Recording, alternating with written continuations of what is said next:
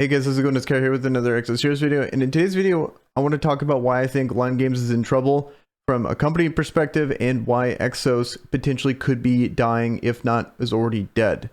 And I have a couple things here that I just want to show and use it as my evidence for why I'm making these claims. Obviously, don't want this to be true because I cover this game, cover other games as well, but mainly this one. I want to be realistic on the future of this game, and I've been looking at the annual report for Line as a company, and they have a couple mentions of Line Games on here that look pretty concerning. This is the annual report for 2020, where it's impairments of investments in associates. What it is if carrying the amount of an investment in an associate or joint venture exceeds its recoverable amount, an impairment loss is recognized. The loss is allocated to the investment as a whole and not to the underlying assets. The big concerning part, in my opinion, is although the sale of Line Games' major new titles caused it to achieve its budget for the 6-month period ended June 30th, 2020, the group revisited expected future cash flows of Line Games due to a significant decline in sales of the major new game titles revealed during the 3-month period ended September 30th, which has increased uncertainty regarding the future profitability of Line Games.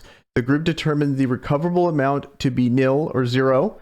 As expected, future cash flows will be predicted to be negative.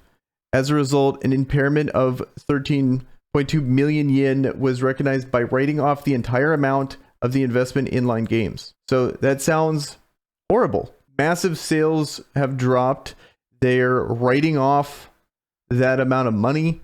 That just sounds literally the worst thing that you could possibly do, especially in this company right here that I believe, I haven't really looked into too much as a whole. I just really wanted to focus in on Line Games. They're probably not doing too well. And for them to also, in this situation, this part of this company is also not doing well, I think that's a really bad sign for the future, especially in them actually wanting to invest time and resources into getting more content. Because I think a big issue with Exos right now is that it's literally just a PvP treadmill and there's really nothing else going on here. And to hear that they've lost money like this, it doesn't surprise me that they haven't put that much effort into the game going forward. There's been a lot of very slow updates, not much going on.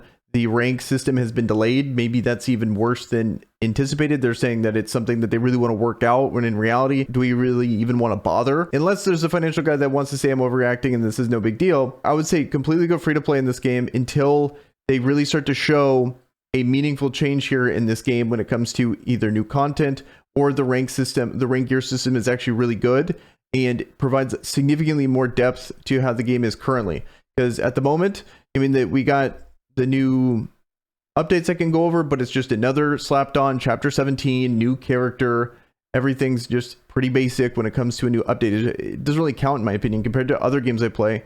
They actually have real updates, whereas this one, we haven't had a new meaningful amount of content in a very long time. Also, a couple other things I wanted to show about potentially either Line Games itself being in big trouble, because nothing about this is going to talk specifically Exos, but it's purely just Line Games, and they have a whole bunch of games that they cover here.